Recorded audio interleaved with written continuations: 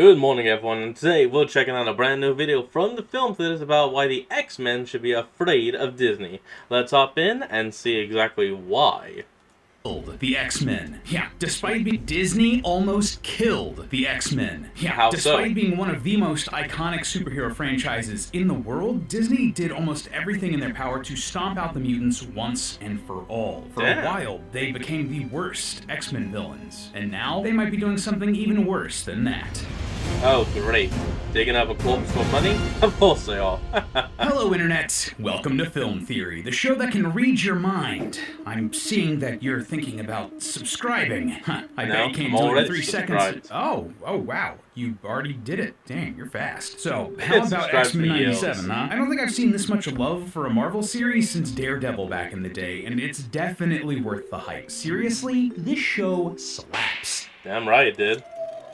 If you don't know, the X-Men are one of Marvel's biggest franchises, featuring characters born with mutations that activate in their teenage years, giving them superpowers. They team up based out of a big mansion, going on missions to save the world, and have a whole lot of character and save other mutants, don't forget that. Drama in between. It's like a soap opera with superpowers. Looks like Magneto and Rogue have the Danger Room next. Oh, and Ultimaro too. Wow. Rogue's really training her stamina with the new boss. And now, between X-Men 97 and the upcoming Deadpool and Wolverine finally bringing mutants into the MCU, things feel like the good old days where your average Joe is talking about how awesome Logan is or what their favorite mutation is. Speaking of, tell me, what would your mutant power be? Please, let me know down in the comments below. I think mine would be one of those incredibly useless ones, like finding any uneven ground while walking and tripping on it 100% of the time. I already do that in real life. For me, I'll go with the Cyclops Optic Blast. Anyway, while it's great to see the X-Men back in the limelight, as someone who grew up loving their movies and cartoons, it does make you stop and wonder, wait, why did they seem to disappear in the first place? Yeah, in the 90s and aughts, it felt like you couldn't go 10 feet without seeing Hugh Jackman's sideburned face plastered on a t-shirt or poster or whatever, and it wasn't even just the movies. There were Hugh Jackman walking down the road. X-Men comic books and video games and cartoons and mugs and bags and you get it. And then nothing. Outside of the theater, it's like the X-Men just dropped off the face of the planet. Well, loyal theorists, there was a very good reason for that. One that involved the lovably evil Mickey Mouse. Yeah, today I want to tell you a little story about how Disney tried and almost succeeded in killing the X-Men. And the worst part of it, they flipped the script, and they're literally no better than the villains that the X-Men themselves fight. You heard that right, Disney might be the worst villains that the X-Men have ever faced. So grab your yellow spandex, friends. What'd you expect? Black leather? And let's mutate. So before we really dive into this, it's important that... What did you expect? Black leather? And they actually do come out in black leather outfits eventually. We have some context for just how massive the X-Men were in the 90s. Like, it was a perfect storm of cool characters, awesome powers, and character drama that kept people reading. The franchise was consistently in the top 5 best-selling comic book brands, just under Superman, Batman, and Spider-Man, while X-Men #1, published in 1991, is to this day the single best-selling issue of a comic book ever, with 8.2 million copies sold. Damn. This massive hit led to multiple spin-off comics throughout the 90s that helped save Marvel from completely imploding, and a Fox animated series that had a viewership of over 23 million. I remember it got that to the show. point where anything with an X in the title was driving Marvel, and even obscure villain of the week characters like Deadpool could become massive stars. Just saying, there was a reason that the modern age of superhero blockbuster movies was kicked off partially by the X-Men. Fox saw how successful their animated series was and wanted a live-action version of that, and ended up with one of the most popular superhero film franchises of the 2000s. All in all, the X-Men were what the kids call a big frickin' deal. So how could Marvel, under the control of their new villainous mouse-eared overlords, possibly mess that up? Well, it comes down to 3 huge reasons, all of which kind of feed into one another. First, the business of the X-Men. Second, the characters of the X-Men. And third, the stories of the X-Men. Let's start with how bad the business side of things became, and to do that, we have to talk about one Kevin Feige. Now, you might not realize this, but Marvel Studios head honcho Kevin Feige has a really long history with the X-Men movie series. He began his career as an assistant to filmmaker Lauren Schuler Donner, and his first big job was on a little movie she was making called X-Men. Yeah, the first movie Kevin Feige ever produced was the 2000 X-Men film, and his work on it impressed the studio so much that they kept bringing him back to work on other Marvel movies. Even as he moved on to head the MCU, Feige never forgot about the X-Men, and even planned out an X-Men cinematic universe that Fox didn't end up using. They probably should have listened to him instead of doing whatever the heck this was. Yeah, what is that? Does my sanity get a healing factor? Regardless, Feige also positioned the early MCU so it could cross over with the X-Men if possible, which would eventually happen with Marvel bringing in characters like Deadpool, Wolverine, and Professor X in Phase 4. But even back in 2008, an alternate version of the very first MCU post-credit scene was filmed with Nick Fury straight up name-dropping mutants. As if gamma accidents, radioactive bug bites, and assorted mutants weren't enough. This was deliberately leaving the door open for a crossover which would have made sense for everybody. But then everything changed when the Mickey Mouse Club attacked. All right, now get out there and make me some money. In 2000. Oh yeah, so all stations, studios, and media were at peace. But then, the mouse attacked. 2009, Disney bought Marvel, and what used to be the best thing for Marvel's characters suddenly wasn't for the parent company. Ike Perlmutter, Marvel's overall CEO at the time, ended up with about $2.5 billion in Disney stock, which immediately made Perlmutter part of the greater Disney machine. So, he started spearheading decisions on behalf of the mouse that were questionable, like not wanting to produce Captain Marvel or Black Panther because movies about women or black people would, quote-unquote, underperform. Yikes! Feige almost quit over that, by the way, but hey, proved Perlmutter wrong in the end, so you know. But as for the X-Men, starting in the early 2010s, fans started to notice that there was a lot less X-Men merchandise than there used to be. Yeah. All of a sudden, you couldn't find any toys, action figures, or t-shirts featuring the new movies, or new characters from the comics to save your life. If you know anything about the movie business, that should raise some red flags, because this sort of merch is a huge moneymaker for the movie studios. Just for a frame of reference, Disney makes somewhere between $2 and $3 billion on Star Wars merch every year. Merchandising, merchandising,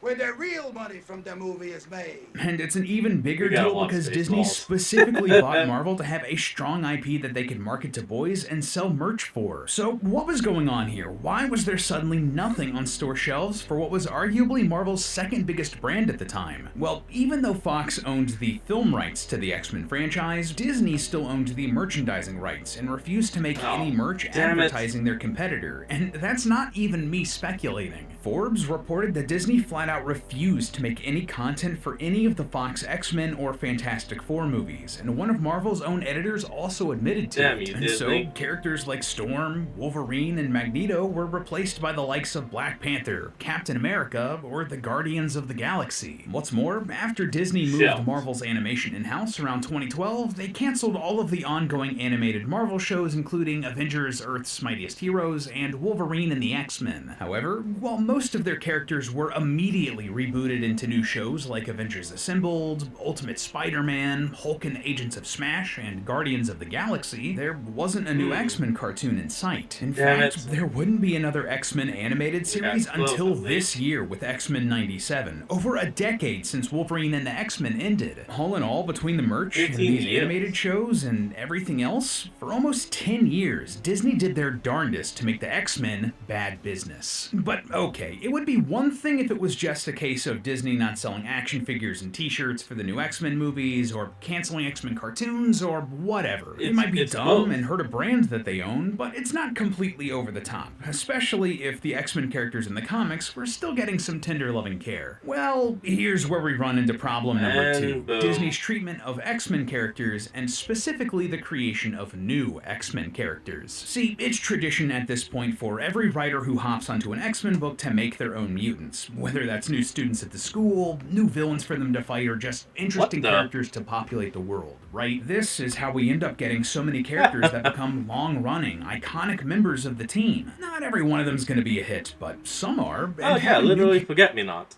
Characters for later generations of writers to build upon creates really rich stories. All in all, it's a very... Hey, hold on. Before we actually continue on, let me know down in the comments below if any of y'all out there remember Don't Forget-Me-Not. And don't Google him first. Give me an honest opinion, then go Google him.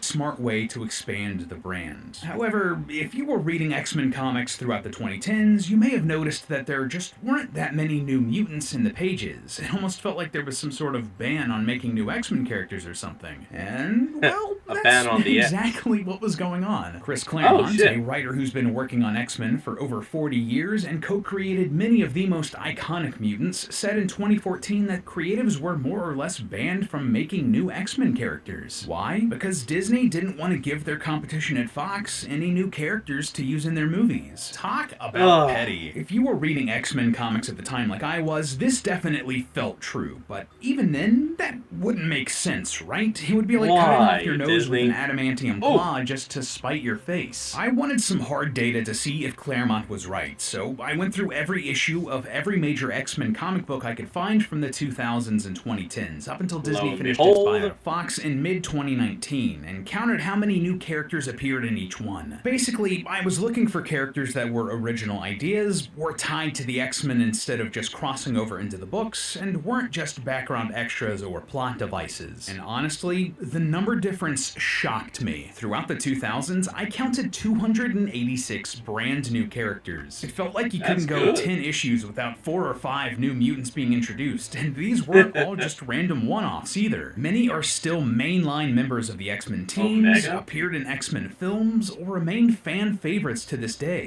These characters are important parts of the brand now, and yet, throughout the 2010s, I found just 115 new characters, basically a third of what we had in the 2000s. A massive lion's share of which debuted in the early 2010s, likely before any ban went into effect. That, or the characters weren't even mutants. Yeah, a lot of them were like demons or aliens or something with very little personality created for the existing X-Men to fight. With these numbers, I'd say that Claremont was right. We don't know exactly when this ban went into effect, but there was a sharp decline after 2012. And with this sort of handicap imposed by Disney on the writers of the X-Men, it led to a lot of issues, resulting in major problem number 3, the stories. Because there weren't many new, interesting characters added into the mix, a lot of X-Men storylines had to start looking for other antagonists, meaning that the conflict in these stories saw the X-Men fighting each other, or the Avengers, or the Inhumans, or themselves from the past. Yes, really. Basically, anything other than creating new mutants to fight or fight alongside. And this left the X-Men in an awful place. Enough so that it sure felt like Disney was trying to sabotage the IP. Some examples? The X-Men had a harsh disagreement over how to handle a mutant attacking the UN, leading to the Schism storyline that fractured the team in two under the leadership of Cyclops and Wolverine. Slowly but surely, Cyclops became more militaristic and isolationist, and by the time of the Avengers vs. X-Men event, Cyclops was basically the villain. He killed Professor X and became more and more like Magneto, turning the Boy Scout leader of the X-Men into a radical that most of the Marvel Universe didn't agree with. He was eventually arrested and then died during the Death of X storyline. That's brutal, but his rival Wolverine didn't have it much better. He was also straight up killed in an event called the Death of Wolverine, and his faction of the X-Men were transported into Limbo for their own protection. They literally went to hell because it was preferable to what was going on Earth. And even then, less popular characters also weren't safe from this meddling. For example, Fox and Disney had a sort of shared custody of Quicksilver and the Scarlet Witch due to their history with both the X-Men and the Avengers. But Disney did their best to scrub any history with the mutants off of the twins. In the comics, the pair had famously been the children of Magneto, but that family connection was retconned in 2014. This decision frustrated fans, and frankly, it took one of the most interesting families in the Marvel Universe and broke it up in a way that made very very little story sense. All Come just on. to be petty to a rival film studio. And somehow, all of that wasn't even the worst of it. That same Oh, year, you damn Marvel and mouse. Disney created a new Inhuman character named Miss Marvel and really pushed her, enough that she was wildly successful and has already made the jump to live action in the MCU. But get this, originally, she wasn't going to be an Inhuman. Instead, her co-creators wanted her to be a mutant. Oh, They've never look at explained why she wasn't a mutant, but it's obvious that this coincided with the ban on new X-Men characters and Marvel really pushing the Inhumans. And speaking of, oh man, the Inhumans. So Please, if you go don't know on. who the Inhumans are, I mean, that's fair. I'm still trying to scrub the TV show out of my brain. But I the didn't know it was Inhumans a are a TV group show. of superheroes that are feared and hated, born as seemingly normal people, but gain their powers later in life after having their dormant inhuman DNA activated by a substance called the Terrigen Mists. Huh, that sounds familiar. Kind That's- of like how It's literally the X-Men, except they don't have to have any additional key to activate a power. It's just time and age, and then mutants are Is it? feared and hated, born as seemingly normal people, but gain their powers later in life after having their dormant mutant gene activated by a substance called puberty. That is some serious, hey, can I copy your homework energy right there. As you can tell, the Inhumans have a Legit. lot in common with the X-Men, and Disney sure noticed this too, starting to push them as their own replacement for mutants in the MCU. I think Kevin Feige really summed it up best here. We really do believe that the Inhumans can be a franchise and perhaps series of franchises onto themselves. Now, if this was just limited to movies and TV shows, that'd be fine. It'd be whatever, right? It would be one thing. just be another group of new characters for everyone to enjoy. But Yep. that's not what happened. After this push by Disney to make Inhumans their next big thing, it started influencing the story in the comics, too. In the Oh, early no. 2010s, an event called Inhumanity saw the Terrigen Mists cover the entire planet and awaken all dormant Inhumans. But it Oh, also revealed okay. that the mists were lethal to mutants. A ton of mutants died during this time from the mists. This is actually how Cyclops himself died, like I mentioned earlier. All in all, this was That's a just a shame. naked attempt by Marvel and Disney to replace the X-Men with the Inhumans, something that nobody outside of a Disney shareholder meeting actually wanted. Let's just say that there's a reason that oh right, it awakens the Inhumans but kills mutants. That's what he said. For some reason, my brain was misreading that completely. the 2010s are called the lost decade of the X-Men. So all of that is a fascinating story, but why tell it? Why should you care about this? Well, for a Do we couple have of to? reasons. The first is something that we always love to do here, and that's to dunk on Disney and just how spectacularly they missed the point of the X-Men. See, the X-Men have Yeah, they always been crazy. characters that do the right thing and help people in spite of being feared just for who they are and Mm-hmm. hated for being born different. It's a clear, obvious allegory for how marginalized people in the real world face a similar sort of discrimination. All throughout history, there have been a lot of bad people who would rather that the quote-unquote undesirables just Uh-oh. didn't exist, and sadly tried to make that a reality. X-Men writers have been using those real-world events as inspiration for their stories for decades at this I mean, let's not forget, in one canon, and Magneto is a legitimate Holocaust survivor. Well, so yeah.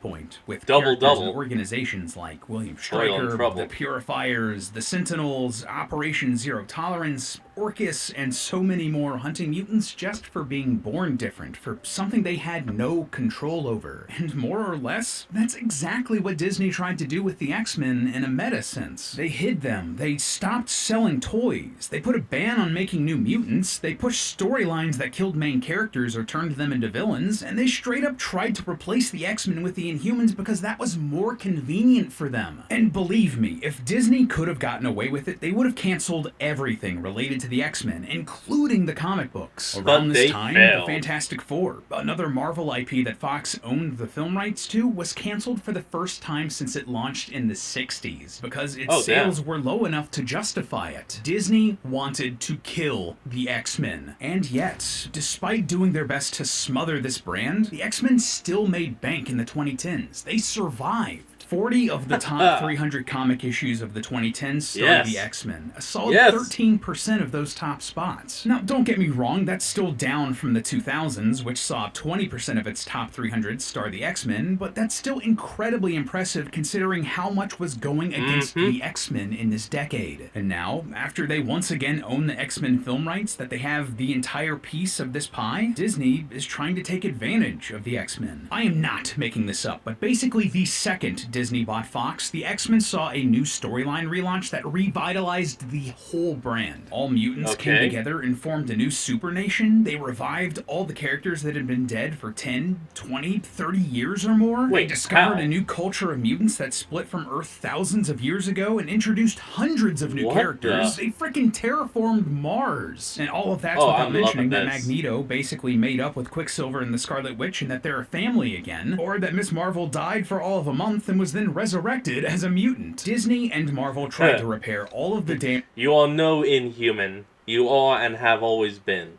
a mutant.